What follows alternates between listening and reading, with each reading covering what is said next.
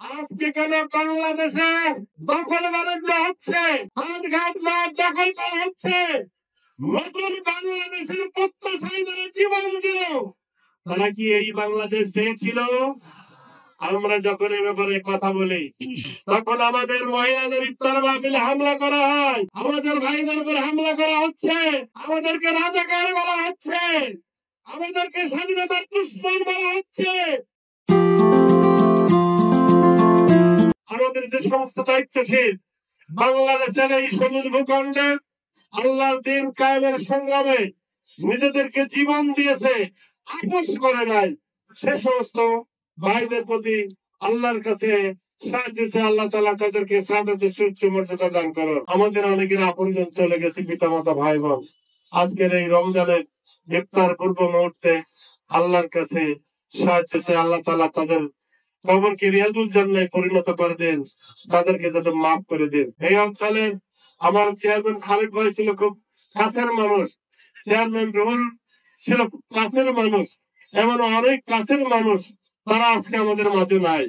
আমরা তাদের জন্য দোয়া করছি, আল্লাহ তাআলা তাদের যাতে মাফ করে দেন এবং আল্লাহর দেওয়া প্রিয় জায়গাটিকে যাতে তাদের স্থান দান করেন। সম্মানিত ভাই সব, আজকের এই বিশাল ইফতার মাহফিলে যারা পয়সা দিয়েছেন, টাকা দিয়েছেন, এখানে এসে অংশগ্রহণ করছেন, আল্লাহর কাছে সাহায্য চাই। আল্লাহ তোমার সন্তুষ্টির জন্যই আমরা এখানে কাজ করছি, এর যে দাদা সেটা তুমি আমাদেরকে দান করো।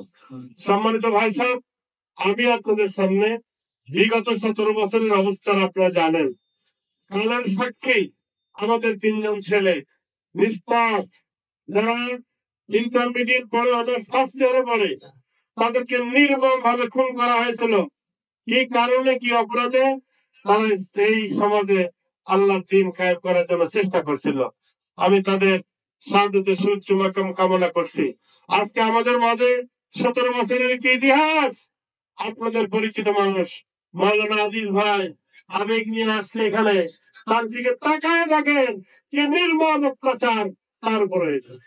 সম্মানিত ভাই সাহেব, সেই অত্যাচারের প্রেক্ষাপটে এদেশের ছাত্র যুবক তারা আন্দোলন করলো, আন্দোলন করতে প্রায় 2000 ছাত্র জনতা জীবন দিল, তাদের জন্য দোয়া করি। এবং যারা পঙ্গু হয়ে আছে, অন্ধত্ব বরণ করেছে, তাদের জন্য দোয়া করি। আমাদের চাওয়া এবং পাওয়ার কি ছিল, রোজার শিক্ষাটা কি, এই জায়গাটায় পেলে কিনা, এই ব্যাপারে আমি আপনাদের সামনে কথা বল। সম্মানিত ভাই সব, রোজাটা তো আল্লাহ তাকওয়ার জন্য দিয়েছেন। তাকওয়া মানে আল্লাহর ভয়। যে মানুষটা আল্লাহর ভয় করতে পারে সে কি চালাবাজি করতে পারে, সে কি জেলা করতে পারে, সে কি দখল বাণিজ্য করতে পারে, সে কি মানুষের অধিকার নষ্ট করতে পারে? মানুষের অধিকার বলতে বিগত 17 বছরে কিছু ছিল না, কথা ঠিক কিনা? চুরি ডাকাতি রাজনীতি খুন খারাপি, হাজার হাজার কোটি টাকা পাচার, মানুষের মৌলিক অধিকার বলতে যে কিছুই ছিল না। আমরা 5 তারিখে নতুন বাংলাদেশের আন্দোলনে সফল হওয়ার পরে সেই জায়গা থেকে সরে আসার জন্য জাতি তাকায় আছে, আছে কিনা বলেন? আমি আপনাদের কাছে জিজ্ঞাসা করতে চাই, পত্রিকা খুলুন, আজকে কেন 18 বছর 10 বছরের মেয়েদেরকে অসাময়িক নির্যাতন করে হত্যা করা হচ্ছে? নতুন বাংলাদেশে কি আমরা এটা চেয়েছিলাম? আজকে কেন বাংলাদেশে চাঁদাবাজি হচ্ছে? আজকে কেন বাংলাদেশে দখল বাণিজ্য হচ্ছে, হাটঘাট মাঠ দখল করা হচ্ছে, নতুন বাংলাদেশের প্রত্যাশায় যারা জীবন দিল তারা কি এই বাংলাদেশ চেয়েছিল?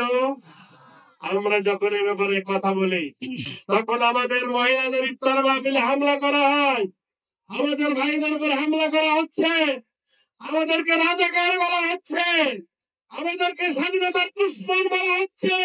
আমরা তো প্রমাণ করেছি এই দেশের মানুষের মৌলিক অধিকার আদায়ের জন্য আমরা সদা সর্বদা জাগ্রত আছি।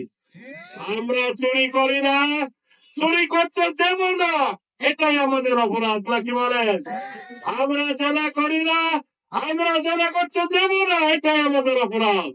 আমরা চাঁদাবাজি করি না, চাঁদাবাজ মুক্ত সমাজ গড়তে চাই। আজকে মুখোশ উন্মোচন হয়েছে, কে এই কাজের সাথে জড়িত আর কে এই কাজের সাথে জড়িত না। সম্মানিত ভাই সব, আল্লাহর মেহেরবানিতে আপনাদের নিয়ে এদেশের মানুষ যদি জামাতকে ক্ষমতায় দেয়, জামাত এই মৌলিক সমস্যাগুলো আগে সমাধান করবে।